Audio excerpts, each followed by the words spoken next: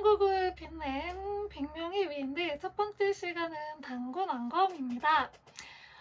첫 번째 가사가 단군 할아버지가 터잡으시고 홍익인간 뜻으로 나라 세우니 대대손손 훌륭한 인물도 많아 라는 가사잖아요. 여기에 나오는 이 단군 할아버지가 바로 단군 왕검을 가리키는데요. 이 단군 왕검은 사람 이름이 아니고요. 왕을 가리키던 명칭이에요. 그래서 단군은 종교적 지배자고 왕검은 정치적 지배자 이렇게 돼가지고 단군, 왕검 같이 있잖아요. 그래서 이 시기는 종교와 그리고 정치가 함께 일치했던 사회, 왕이 종교적 제사전까지 함께 했던 사회여서 재정일치 사회라고 합니다. 그래서 이 단군 왕검이라는 명칭은 이 시기가 재정일치 사회였구나라는 것을 보여주는 명칭입니다. 이 단군 왕검 이름만큼 유명한 게 바로 단군 신화죠. 이 단군 신화 내용을 먼저 보면요. 그 환웅이라는 하늘에 이제 살고 있는 사람이 있었어요. 이 사람이 어느 날 이렇게 인간 세계를 이렇게 쭉 둘러보니까 여기 내려가고 싶은 거예요. 그래서 자신의 아버지였던 환인에게 이야기를 해요. 내가 저기 세상에 내려가서 다스려보고 싶어요. 라고 아버지에게 이야기를 해서 풍백, 운사, 우사 이 세 명을 이끌고 신단수 아래로 내려왔다고 합니다. 이 풍은 바람을 말하고요. 우사는 비를 말하고 운사는 구름 운자 써서 구름을 말해요. 그래서 이 풍백, 우사, 운사를 데리고 온 것을 이제 보면서 이 시기에는 농경을 중시했던 사회구나. 왜냐면 농사를 짓기 위해서는 바람도 중요하고 그리고 비가 또 내려야 하기 때문에 또 구름도 중요하잖아요. 그래서 이 중요한 것들을 같이 이끌고 왔구나 라고 해서 이 시기는 농경사회구나를 알 수 있는 부분이기도 합니다. 이 이제 환웅이 내려오니까 곰하고 호랑이가 찾아와서 인간이 되고 싶다고 빌어요. 그래서 이 환웅이 곰하고 호랑이한테 쑥과 마늘을 주면서 이 동굴에서 3, 7일을 버티면 너네가 인간이 될 수 있다라고 해요.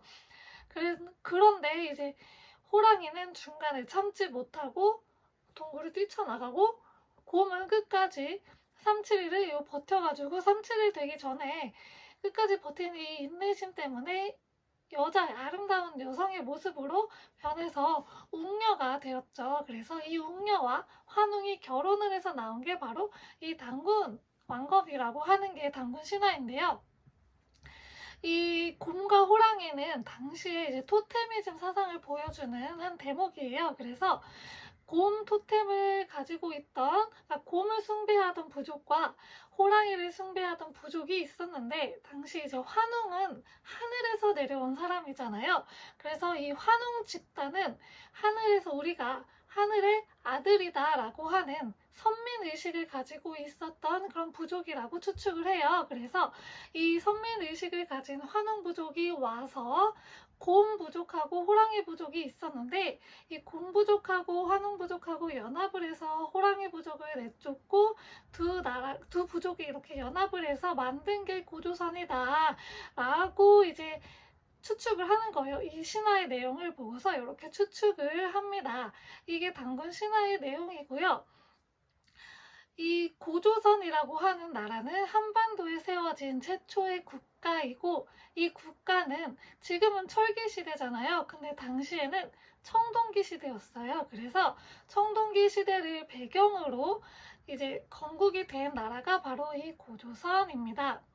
고조선은 단군 조선에서 머무르지 않고 위만 조선으로 넘어가게 되는데요. 위만이라는 사람은 중국의 진나라와 한나라가 교체하던 진한 교체기에 이제 내려왔어요. 한반도는 아니고 당시에 이제 고조선 영역으로 넘어온 거죠. 그러면서 이 고조선 준왕에게 내가 이 서북 쪽을 그 경계를 자기가 이제 지킬 테니까 군사 좀 주세요 라고 한 거예요. 그래서 준왕이 군사를 줬어요. 근데 이제 위만이 이 지역에서 그 받은 군사를 가지고 세력을 키우기 시작을 해요.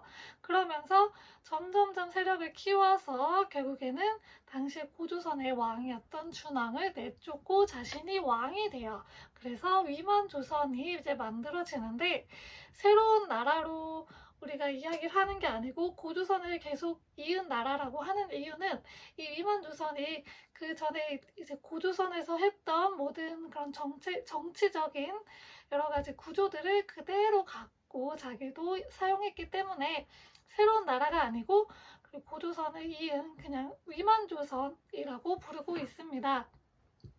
이 위만조선은 중국에 당시에 있었던 한나라에게 멸망을 하게 되는데요.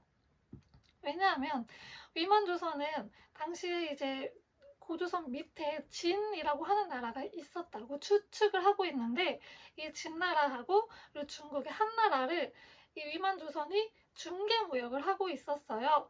그러니까 이 고조선이 중간에서 그 이득을 이제 다 취하고 있었던 거죠. 근데 한나라는 그게 좀 불만이었던 거예요. 그래서 직접 진나라하고 교역을 하고 싶은데 중간에 이제 고조선이 막고 있으니까 여기를 좀 쳐야겠다라고 생각을 하고 있었어요. 그러던 와중에 한나라의 사신이었던 서파가 죽게 되는 사건이 발생을 해요. 서파를 고조선 측에서 왜 죽였냐면, 원래 서파가 이제 사신으로서 왔던 거예요. 그런데 이 고조선 내에서 그 자신의 주장이 잘 먹히지 않자 자신을 배웅했던 고조선의 비왕을 죽여요, 서파가. 그리고 나서 이 서파가 한나라에 가서 승진을 하게 돼요. 고조선에서 이걸 알게 된 거죠. 그래서 이 사신 서파가 왔을 때 서파를 죽이게 되고, 이 사건을 빌미로 해서 이제 한나라의 당시의 황제가 무제였는데, 무제가 이 고조선을 침략을 하게 되었고요. 결국에 이제 기원전 108년에 위만조선은 멸망을 하게 되었고, 이 고조선에 있던 이 자리에 한해 4개의 군이 들어오게 돼요. 그게 한사군이에요. 그래서 정확한 위치는 지금 전혀 모르고 있고, 낭랑군만 평양 근처 어디로 추정을 하고 있어요. 그래서 이 한사군이 이렇게 들어오게 되면서 고조선은 멸망을 하게 되었습니다. 여기까지 첫 번째 단군에 대한 설명이었습니다. 감사합니다.